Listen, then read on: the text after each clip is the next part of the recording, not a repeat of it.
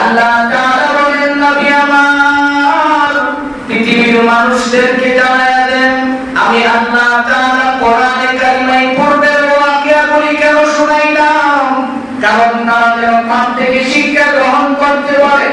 ইয়া রাসূলুল্লাহ, ওই সামুদ গোত্রের লোকদের মধ্য থেকেই আমি একজন নবী বানাইলাম।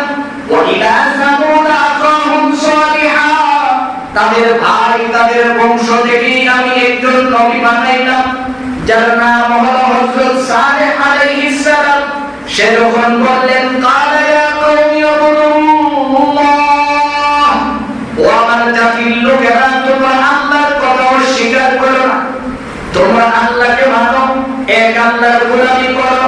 মা লাকুম মিন ইলাহিন গায়রুহু, তোমাদের রবকে ভুলে যায় গায়রুল্লাহর জিকির তোমরা করো না, তোমাদের আল্লাহকে ভুলে যায় অন্য কোনো মাখলুকের ইবাদত তোমরা করো না, কারণ রব্বে কারীম বলেছেন, ইন্নাশ শিরকা লাযুলমুন আযীম।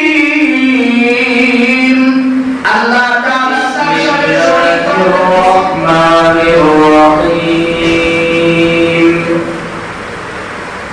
وإلى ثمود أخاهم صالحا قال يا قوم اعبدوا الله ما لكم من إله غيره هو أنشأكم من الأرض واستعمركم فيها فاستغفروه ثم توبوا إليه إن ربي قريب مجيب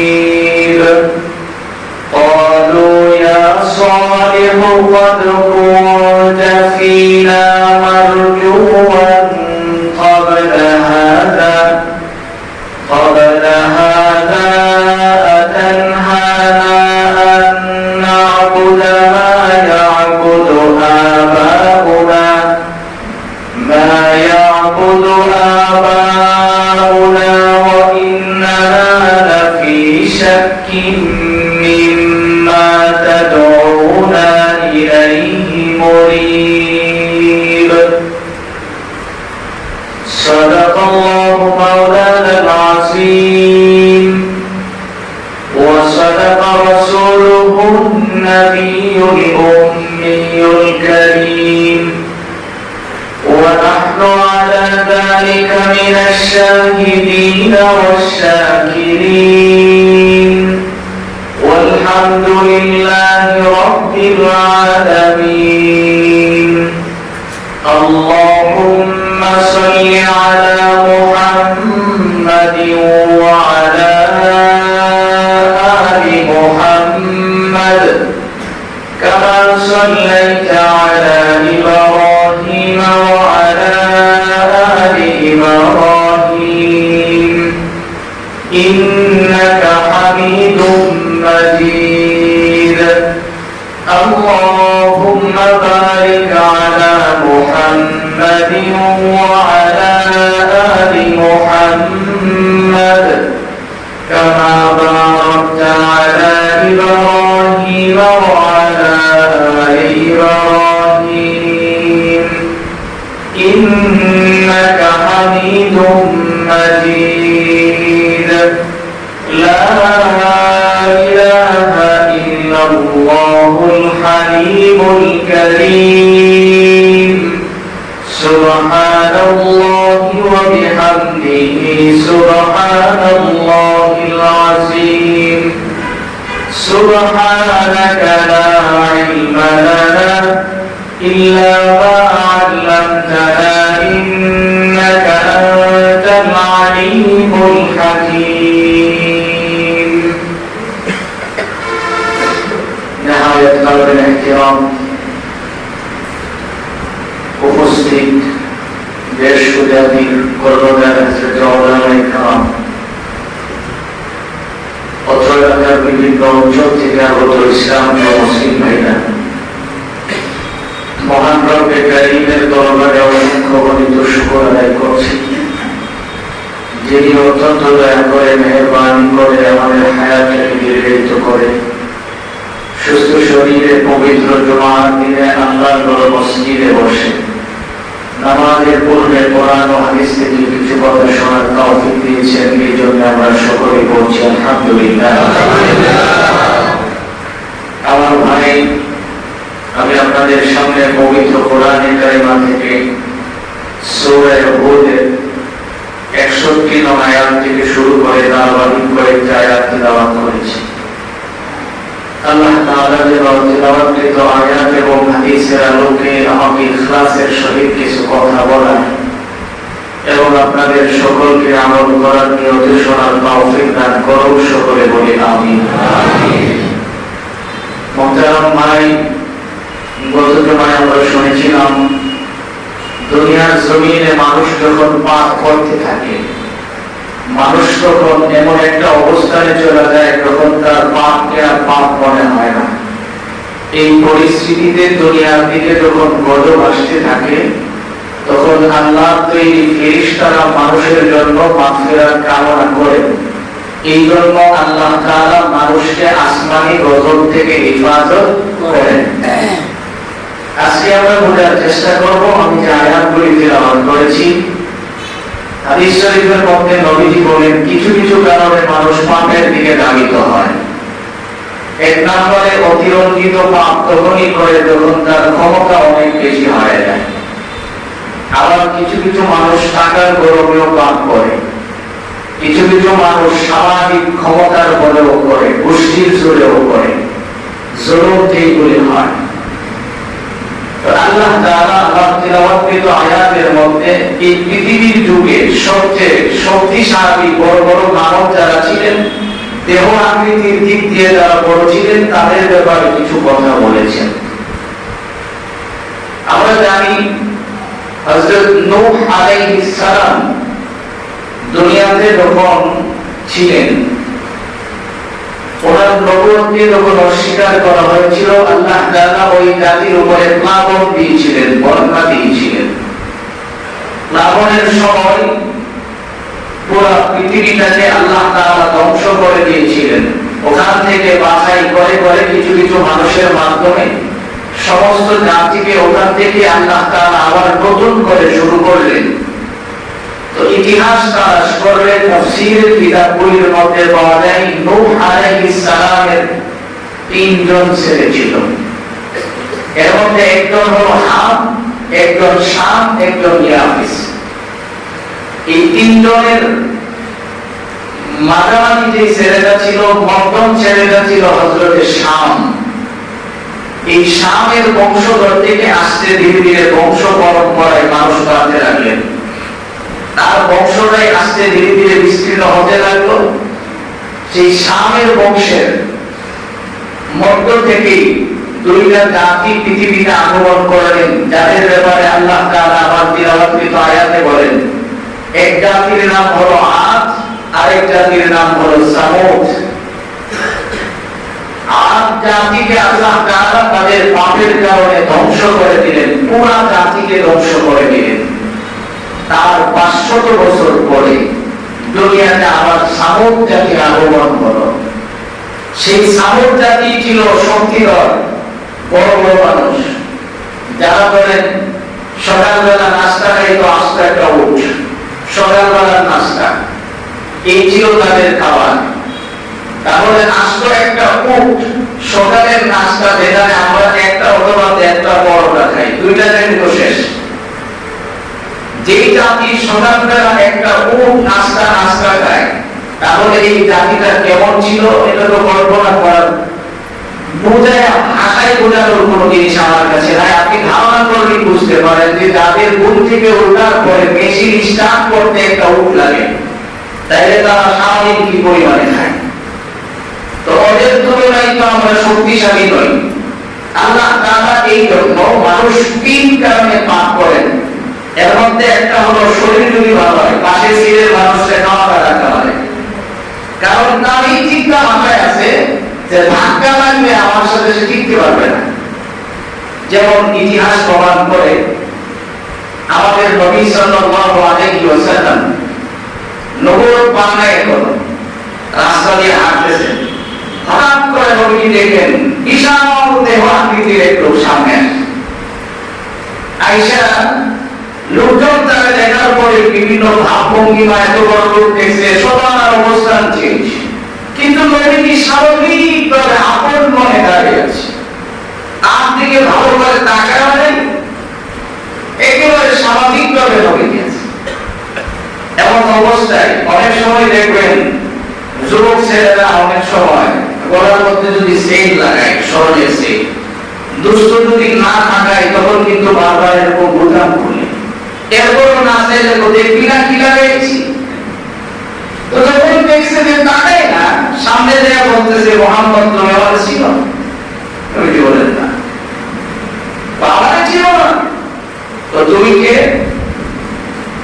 আমার নাম শুনলে তো সবাই জায়গা প্রচার করে দেয়, তো তাই নাকি? তো হ্যাঁ কি নাম বলো? তোমার নাম রুকানা। তো তোমার কাজ কি? কোথায় মাইক লাগানো? তো মানুষের সাথে আমি মাইক ঠিক করি, আমার সাথে কুস্তিগি, এত বড় কুস্তিগি আর কেউ নেই। এই কথা বলার পর তুমি কি বলে তাই নাকি?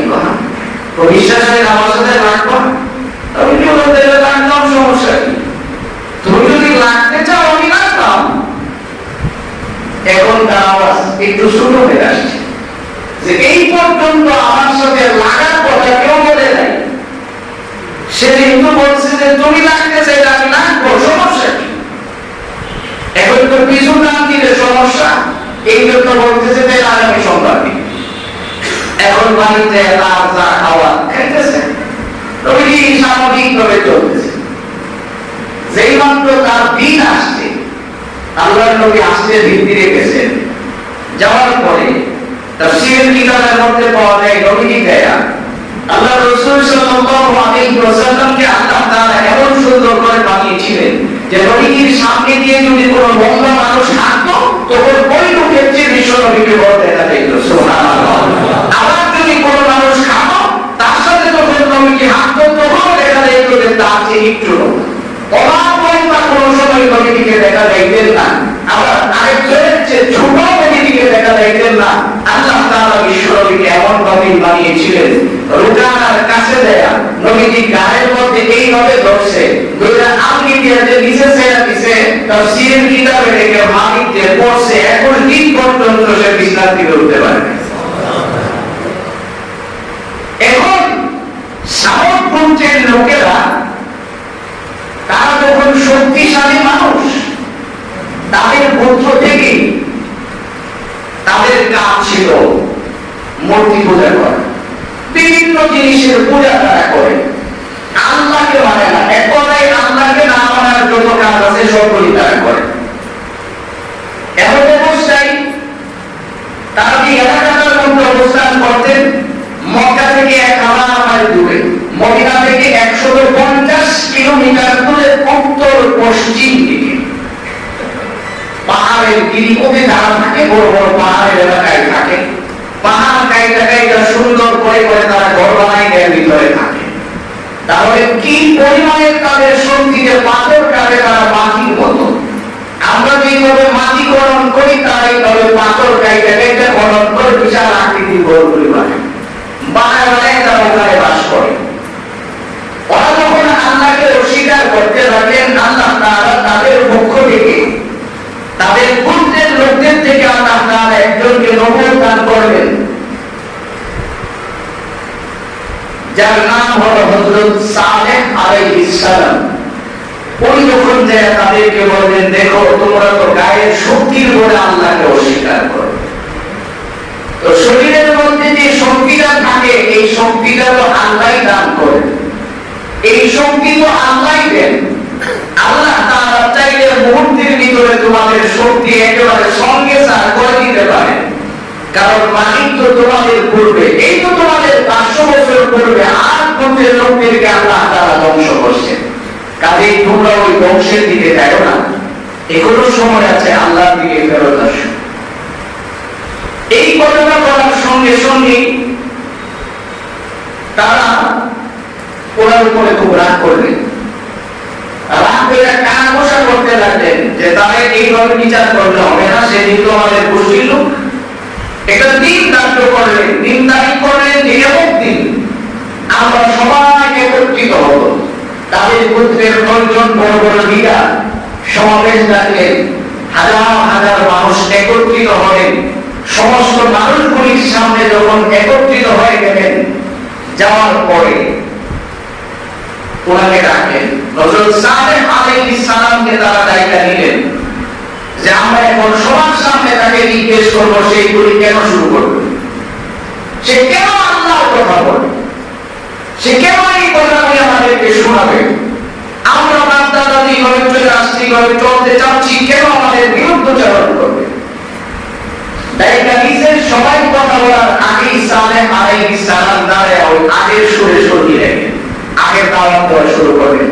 আল্লাহ তাআলা বলেন, وإلى ثمود أخاهم صالحا قال يا قوم اعبدوا الله ما لكم من إله غيره هو أنشأكم من الأرض واستعمركم فيها فاستغفروه ثم توبوا إليه إن ربي قريب مجيب।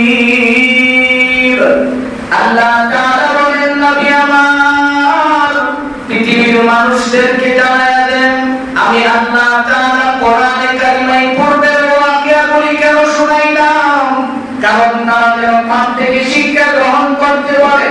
ইয়া রাসূলুল্লাহ, ওই সামুদ গোত্রের লোকদের মধ্য থেকেই আমি একজন নবী বানাইলাম। ওয়া ইলা সামুদ আখাহুম সালিহা, তাদের ভাই তাদের বংশ থেকেই আমি একজন নবী বানাইলাম, যার নাম হলো হযরত সালেহ আলাইহিস সালাম। সে যখন বললেন, কালা ইয়া কওমি উবুদুল্লাহ, ও আমার জাতির লোকেরা, তোমরা আল্লাহর কথা অস্বীকার করো না, তোমরা আল্লাহকে মানো, এক আল্লাহর গোলামি করো। মা লাকুম মিন ইলাহিন গায়রুহু, তোমাদের রবকে ভুলে যায় গায়রুল্লাহর জিকির তোমরা করো না, তোমাদের আল্লাহকে ভুলে যায় অন্য কোনো মাখলুকের ইবাদত তোমরা করো না। কারণ রব্বে কারীম বলেছেন, ইন্নাশ শিরকা লাযুলমুন আযীম। আল্লাহ তাআলা তার সাথে শরীক করাকে পছন্দ করেন না। রব্বে কারীম যদি পছন্দ না করেন, এমন অপছন্দনীয় কাজ যদি তোমরা করো, তোমাদের ভবিষ্যৎ বড় অন্ধকার। ভালো করে শুনে রাখো, হুয়া আনশাকুম মিনাল আরদি ওয়াস্তামারাকুম ফীহি ফাস্তাগফিরুহ। ভালো করে শুনো, এখনো সময় আছে, তোমরা ওই উপাসনা থেকে ফেরত আসো, তোমরা তোমাদের রবের কাছে তওবা ইস্তেগফার করো।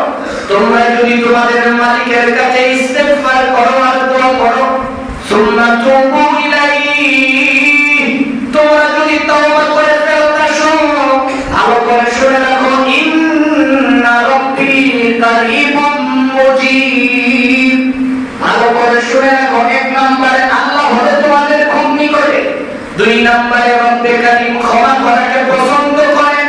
কাজেই তোমরা যদি তোমাদের মালিকের কাছে তওবা ইস্তেগফার করো, আল্লাহ তাআলা তোমাদেরকে maaf করে দিবেন। সুবহানাল্লাহ।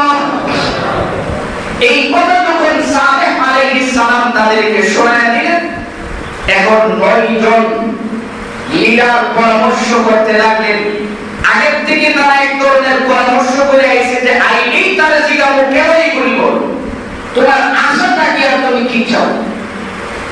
এখন আসার পরে উনি নিজে যখন আবার পূর্বের সুরে সুর মিলাইয়া দাওয়াত দেওয়া শুরু করলেন, তখন তারা একজন প্রশ্ন করে, ক্বালু ইয়া সালিহ قد كنت فينا مرجوا قبل هذا أتنهانا أن نعبد ما يعبد آباؤنا وإننا لفي شك مما تدعونا إليه مريب।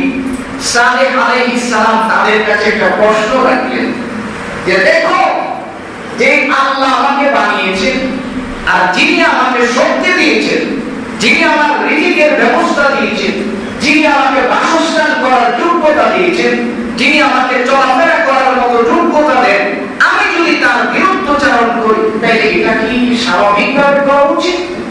একজন মালিক যদি আমাকে এত কিছু দিতে পারেন আর আমি যদি সেই মালিকের বিরুদ্ধচারণ করি, এটা কি ঠিক হবে? এই যে কথাটা বলছে, নেতারা ছাড়া বাকি সাধারণ মানুষ যারা ছিল তারা মাথার মধ্যে এই কথাটা ঢুকাইছে, কথাটা সত্য। তাইলে সে যেটা করতেছে এটাও তো সত্য। তার আল্লাহ যদি তাইটাই থাকে আর তিনি যদি তাকে এইভাবে লালন পালন করেনি, তাহলে সে কি করবে? বিরুদ্ধাচরণ করবে। এখন তাদের ভিতরে একটা মিশ্র প্রতিক্রিয়া শুরু হয়ে গেছে। মানুষের কিছু কিছু মানুষের ভিতরে কথাটাকে অ্যাকশন করাইছেন আল্লাহ, মানুষগুলির মধ্যে একটা ডিভাইড তৈরি হয়ে গেছে। তারা এখন বিভিন্ন প্রশ্নের সম্মুখীন হয়ে গেছে। এইটা যখন দেখলো যে তাদের শ্রমিক যাদেরকে দৌড়াই দেনছে সালেহের বিরুদ্ধে কাজ করবো, এখন তারাই তো একটু ডানে বামে করে চলে। এখন লিডাররা প্রশ্ন করছে, দেখো আল্লাহ যদি তোমাকে নবী বানাইতে না মানুষকে চিন্তা তোমাদের আল্লাহ করতে অন্য কাউকে তো দিতে পারত, আমাদের মধ্যে তো বহু মানুষ আছে তারাও তো দিতে পারতো, তোমার বিরুদ্ধে তুমি এটা পাওয়ার কি যোগ্যতা তোমার আছে? আচ্ছা যদি তোমার আল্লাহ তোমাকে দিয়ে থাকে তাহলে আমাদেরকে আগে কিছু দেখাইতে হবে, আর সবই কিছু দেখতে হবে।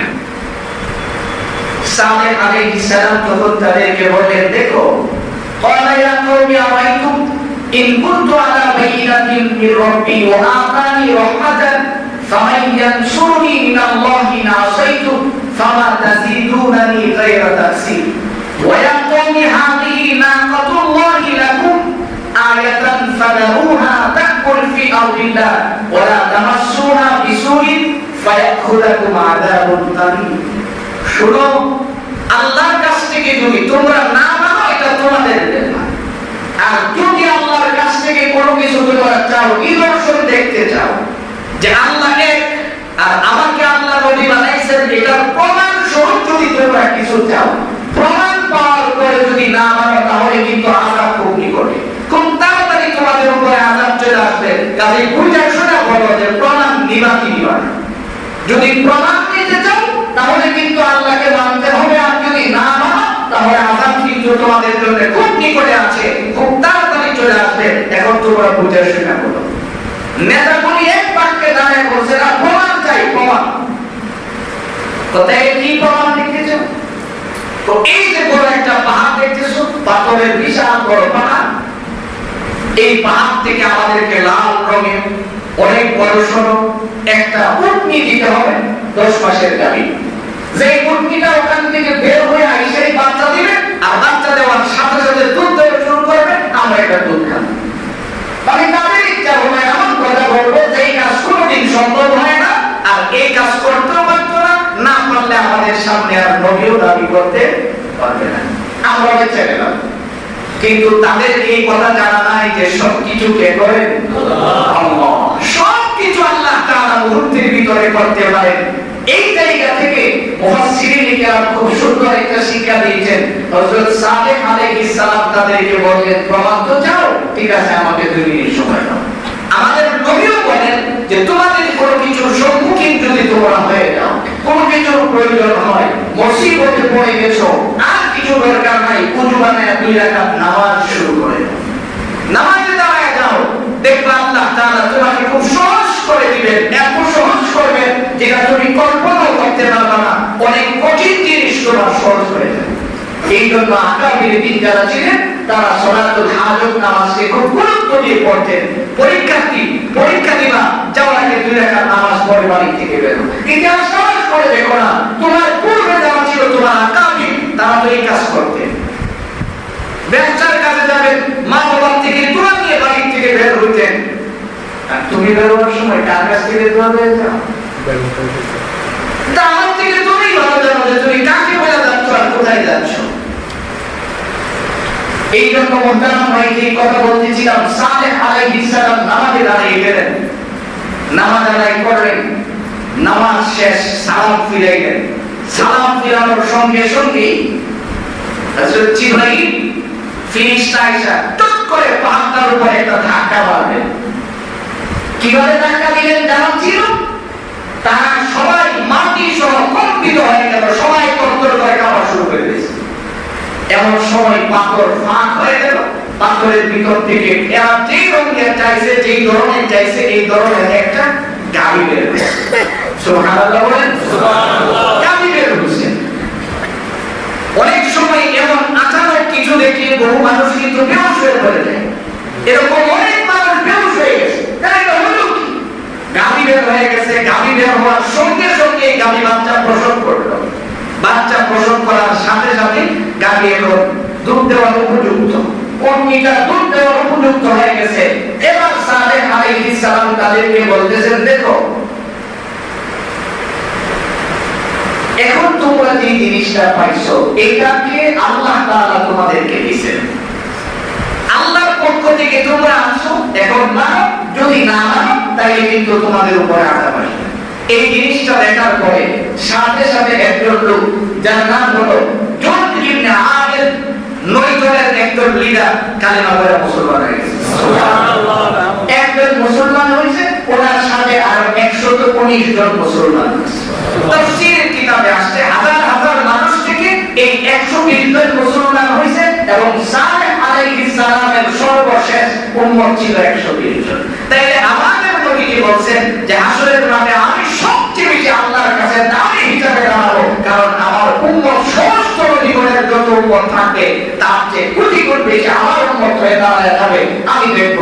এটাই তো প্রমাণ করে যে একজন নবী তার সর্বশেষ উম্মত কয়জন ছিল? 120 জন।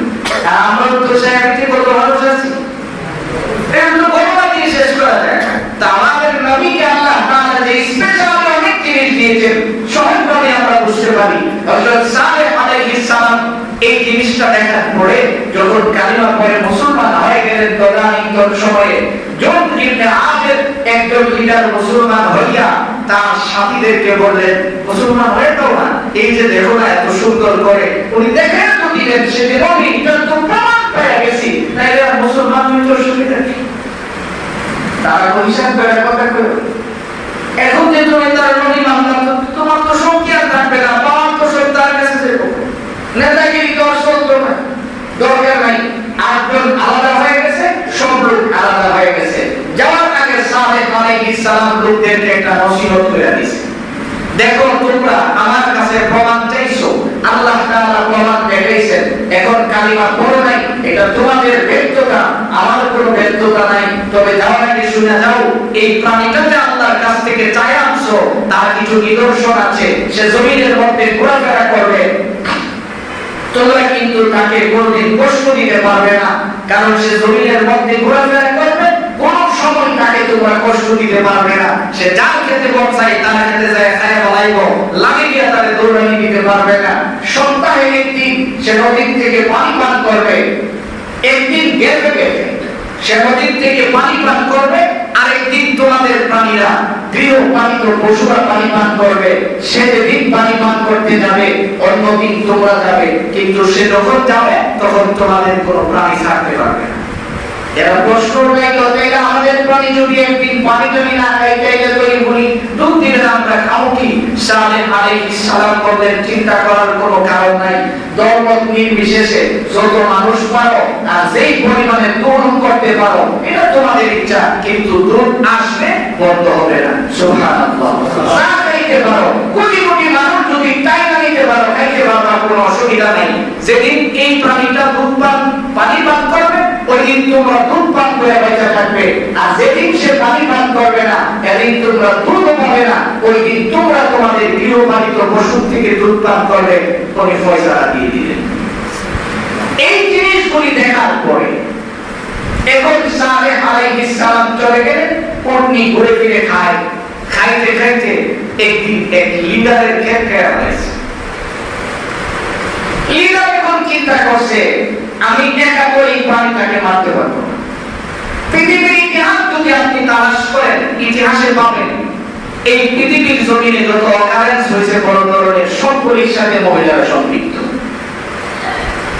যেমন দুনিয়ার জমিনে আদি পিতা আদম আসছেন, ইবলিস প্রথম ধোঁকাটা কিন্তু মা হাওয়াকে দিয়েছিলেন, আদমকে দিতে পারে নাই, হাওয়াকে দিয়েছিলেন।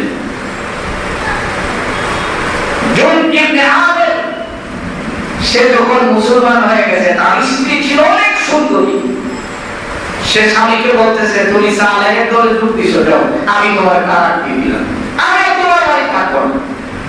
স্ত্রী চলে গেছে। তার প্রতিবেশী একটা বৃদ্ধা মহিলা ছিল যার স্বামী নাই, কিন্তু 4টা কন্যা সন্তান আছে, অনেক সুন্দর। এই দুই মহিলা একত্রিত হয়ে সিদ্ধান্ত নিছে যে কোনো ভাবে এই সালেহ যে উট আনছে আসমান থেকে উঠারে ফেলে ফেলে বাচ্চা সহ কদর করে ফেলাইতে হবে, এটাকে রাখা যাবে না। কেন? কারণ এইগুলি যদি রাখে দেখি এটা সালেহের নিদর্শন, আমরা কি পেলাম? আর এটা মানুষের ক্ষেত্রে খাবার খায় এরকম করে করে খুঁজতে খুঁজতে নৌজওয়ান দুইটা ছেলেকে বের করছে। দুইটা ছেলেকে বের করছে, একজনের নাম হলো কেদার আর একজনের নাম হলো মিকদাদ।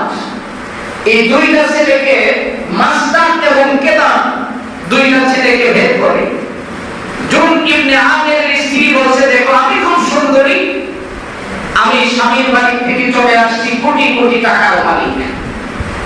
কেদারকে বলতেছে, তুমি যদি সালেহের উট এবং বাচ্চাটাকে হত্যা করতে পারো তাহলে আমি তোমার কাছে বিবাহ করব, আমাকেও পাবে, আমার কোটি কোটি টাকার সম্পত্তিও তুমি পাবে।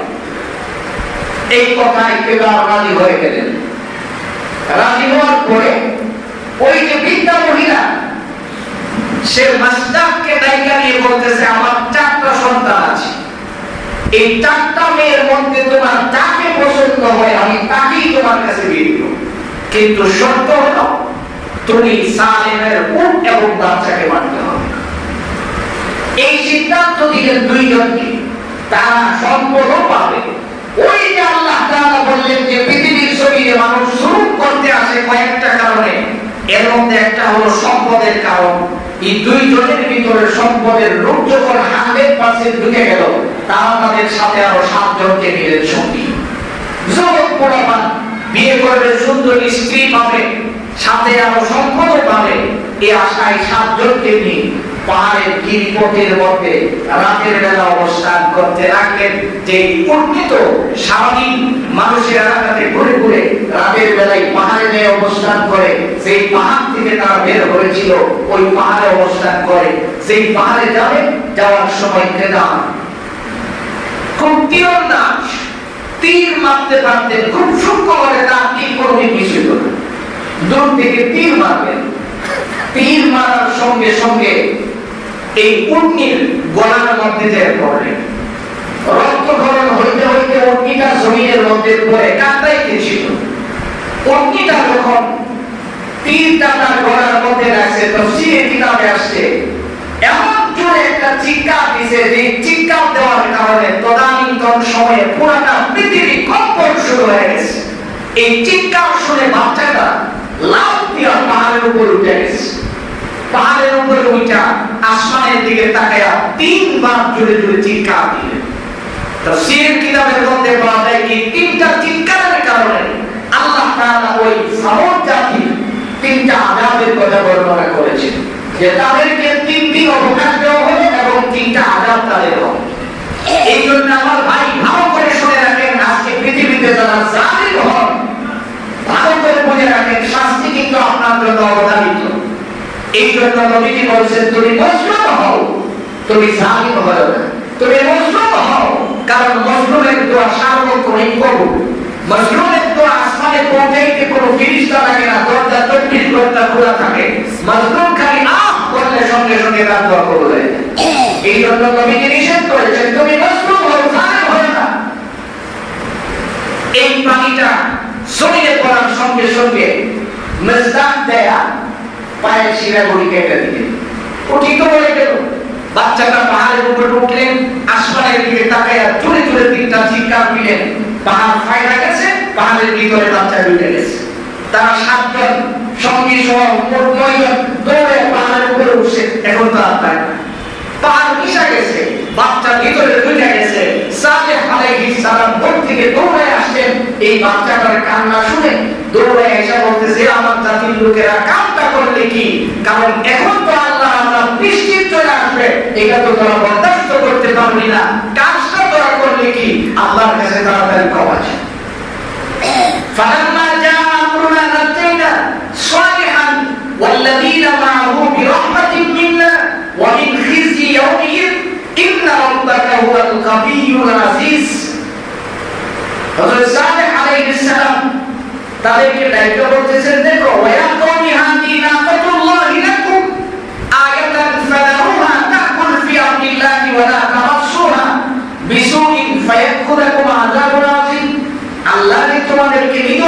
হিসাবে এই পানিটা দিল।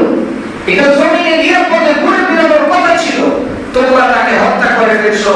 এখন কিন্তু তোমাদের উপর আযাব নিশ্চিত চলে আসছে, তোমরা অপেক্ষা করো। ফাকারুহা ফাকালা তামাত্তাউ ফি দারিকুম সালাসাতি আইয়াম। আল্লাহ তাআলা সালাসাতি আইয়াম, আল্লাহ তাআলা তোমাদেরকে 3 দিনের অবকাশ দিবেন।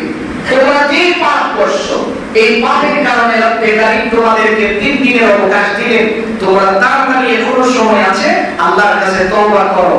যদি 3 দিন শুরু হয়ে যায় তাহলে কিন্তু আর তওবা করলে কাজ হবে না, কারণ তওবার একটা নির্ধারিত সময় থাকে, নির্ধারিত সময় মিস করে ফেললে আর কাজেও কাজ হবে না। এই কথা বলার সঙ্গে সঙ্গে এখন তারা দল বাইনা আইসা বসকারি শুরু করছে। আইসা বলতেছেন, কইছো আল্লাহর আযাব হইব আমাকে, তোমার আল্লাহর কই তাড়াতাড়ি বেলায় তো কি আমার কি বইতে আমার দেখা আছে। এই যে আমাদের দেশে যখন প্রথম করোনা আসছিল, একজন কিন্তু বলেছিল করোনা আমাদের দেশে আসতে পারবে না, মোকাবেলা করার ব্যবস্থা আমার আছে। তাই কিন্তু সবার আগে করে ঢুকছে, যেটা করেছি এটা সবার আগে ঢুকছে।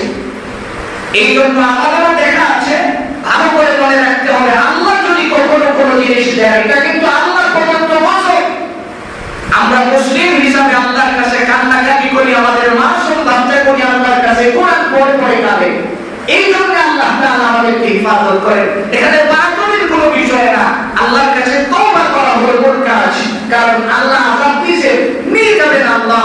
আমাদের কাজ হলো আল্লাহর কাছে তওবা করা। বাহাদুরি যদি আমরা করি, সেই সামত জাতীয় কিন্তু বাহাদুরি করে বাঁচতে পারে নাই, আর আমরা তো কিছুই না, ওদের তুলনায় তো আমরা কিছুই না। যেই মাত্র ওরা উল্টা কথা বলতে লাগলেন, বলি তোমার আল্লাহ না আযাব দিব, এইটুকু।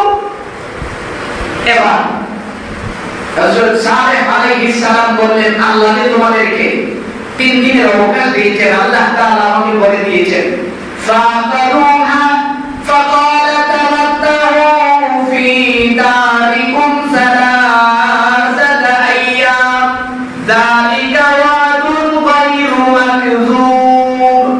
হযরত সালেহ আলাইহিস সালাম ডেকে বলেন, জাতির লোকেরা শোনো, রব্বে কারীম যে তোমাদেরকে 3 দিনের অবকাশ দিয়েছে।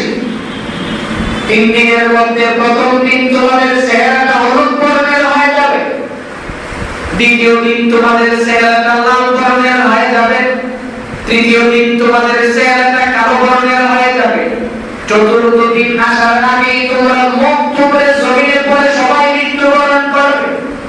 এই কথা যখন সালেহ আলাইহিস সালাম বললেন, পরে আবার বলে, তোমার আল্লাহর আযাব কোন দিন থেকে শুরু হবে বলো। সালেহ আলাইহিস সালাম বললেন, আগামী বৃহস্পতিবার থেকে তোমার আযাব চলে আসবে, তার আগেই তোমরা তওবা করার চেষ্টা করো। পরে আবার অপেক্ষা করতেছে, আযাব দেখবেন বৃহস্পতিবার দিন যখন শুরু হয়ে যায়। তাফসীর কিতাবের মধ্যে লেখা হয়, পৃথিবীর মানুষ শোনো, সালেহ আলাইহিস সালামের কওমের লোকদের চেহারা যখন হলুদ বর্ণের হয়ে গেল, সবাই থেকে একেবারে সবার চেহারা হলুদ হয়ে আছে, কেবলমাত্র 120 জন মানুষ ব্যতীত, যারা সালেহ আলাইহিস সালামের হাত ধরে মুসলমান হয়েছে। এবার রাতের বেলা কত বড় নাফরমান জাতি চিন্তা করে, একত্রিত হয়ে চিন্তা করে, আমরা যদি মরেই যাই তাহলে তাদেরকে আমরা কালাম কি 120 জন যারা আছে তাদেরকে মেরে ফেলাবো, ওরা আর বাঁচতে দিব না। তারা এবার সিদ্ধান্ত নিয়েছে, হলুদ বর্ণের যখন আমাদের হয়ে গেল, নিশ্চয়ই আযাব শুরু হয়ে গেছে, কাজেই আমরা নিজেরা মরবো না, তাদেরকেও মারবো, তাদেরকে মেরে ফেলবো। এই সিদ্ধান্তটা নিল বড় বড় 9 জন লিডার। রাতের অন্ধকারে সালেহ আলাইহিস সালামের বাড়ির সামনে যখন যাইতে লাগলেন 9 জন লিডার, পাহাড়ের উপরে সালেহ আলাইহিস সালাম অবস্থান করেন।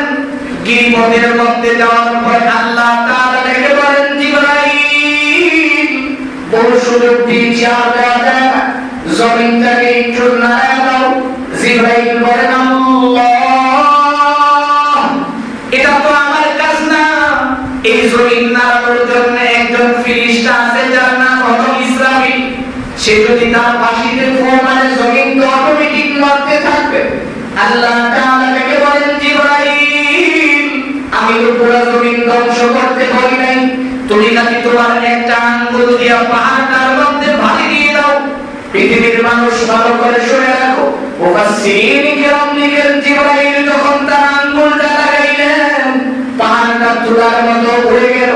পাহাড়টা ভেঙে ভেঙে তাদের উপরে যখন পড়তে লাগলেন, এই 9 জন লিডার মাটির নিচে পড়েই শেষ। সকালবেলা তারা উঠলেন, দ্বিতীয় দিন তাদের চেহারা লাল বর্ণের হয়ে গেল। লোকজন সিদ্ধান্ত নিল আমাদের 9 জন লিডারকে হত্যা করে দেয়। মিস্টার ইবলিস খবরটা যখন পুরো এলাকায় ছড়ায় দিলেন, সবাই সিদ্ধান্ত নিল তাহলে আর সালেহ সহ 120 জন লোকের বাঁচায় রাখার দরকার নাই, হত্যা করে ফেলাবো, তার সাথে যুদ্ধের ঘোষণা দাও, যুদ্ধ করব। লোকেরা এবার যুদ্ধের জন্য প্রস্তুতি গ্রহণ করেন। সালেহ আলাইহিস সালাম তার লোকদেরকে ডাইকে 120 জনকে বলতেছে তাদের সাথে মাইক করা কি, কারণ তারা তো আগামী দিনে নদী শেষ। কাজেই আমরা 120 জন চলে এখান থেকে নিরাপদ আশ্রয়ে চলে যাই। সালেহ আলাইহিস সালাম তার লোকদেরকে নিয়ে পাহাড়ের চূড়ায় উঠলেন। তৃতীয় দিন যখন সকালবেলা তাদের ঘুম ভাঙল, জেগেছে আর কালো বর্ণের হয়ে গেছে। চতুর্থ দিন যখন সামনে হাজির হয়ে যায়, ঘুম থেকে ওঠার আগেই দেখে জমিনটা তরতর করে কাঁপতেছে, এমন ভাবে ঝড় হাওয়া হচ্ছে, এমন ভাবে ঝড় শুরু হয়ে গেছে। এই ঝড়ের কারণে তারা সামনে ভাবতে পারে না, উল্টায় জমিনে পড়ছে। জমিনে পড়ার সঙ্গে সঙ্গেই তাদের মুখ নিচের পিঠ উপরে, এমন অবস্থায় পুরো কওমটাকে আল্লাহ তাআলা নিষ্পেষণ করে দিলেন। এই জন্য রব্বে কারীম বলেন, ইয়া রাসূলুল্লাহ, পৃথিবীর মানুষদেরকে বলেন এই সালেহ আলাইহিস সালামের পুত্রের ওয়াকিয়া আমি জন্য আপনাকে শোনাইছি। কারণ পৃথিবীর জমিনে কয়েকটা কারণে মানুষ জালিম হয়ে যায়, এর ভিতরে একটা কারণ হলো শক্তি যদি শরীরের মধ্যে থাকে তখন কিন্তু মানুষের উপরে জুলুম করতে থাকে। এই জন্য আল্লাহ তাআলা বলেন, নবী আমার আপনি পৃথিবীর মানুষদেরকে বলেন তারা যেন কোনোদিন জালিম না হয়, তারা যেন মাজলুম হয়। আরেকজন তাদের উপরে জুলুম করবে, এতে তারা আল্লাহর কাছে দোয়া করবে, তাদের মর্তবা বাড়বে। কিন্তু যদি জালিম হয় তাহলে তার কিন্তু সব শেষ। এই জন্য আমার ভাই, আমরা কত সময় এই কথাটা শুনতেছিলাম যে মানুষ পাপ করতে করতে এমন একটা অবস্থায় চলে যায় যেখানে যাওয়ার পরে তখন পাপ আর পাপ মনে হয় না। আজকে আমরা এই কয়েকটা আয়াতের মাধ্যমে এই জিনিসটা বুঝতে চেষ্টা করলাম যে পাপ তখনই মানুষ করে যখন তার শরীরের শক্তি বাড়ে, যখন তার ক্ষমতা অনেক দেখে। এই জন্য মুফাসসিরিন কেরাম লিখেন, পৃথিবীর মানুষ শুনো, তোমার যে বহু শক্তিশালী মানুষ ছিল যারা মুহূর্তের ভিতরে শেষ হয়ে গেছে, যারা এত শক্তি করে মানুষ ছিল, এখন আপনি গুগলে চালিয়ে দেখতে পাবেন সেই আকৃতিগুলি এখনো রয়েছে। যে পাহাড় ঘুরে ঘুরে তারা তার ভিতরে বিশাল বিশাল অট্টালিকা বানায় থাকতো, পান তাদের হাত দিলে মাটির মধ্যে বের হয়ে আসতো, এবং শক্তিশালী মানুষগুলির উপর আল্লাহ তাআলা মুহূর্তের ভিতরে শেষ করে দিয়েছেন। এই জন্য আপনি আমাকে শেষ করা তো এটা সময়ের মাত্র ব্যাপার। এই জন্যই ওই জুলুমগুলি আসার আগে আগেই আমাদের উপরে আযাব চলে আসার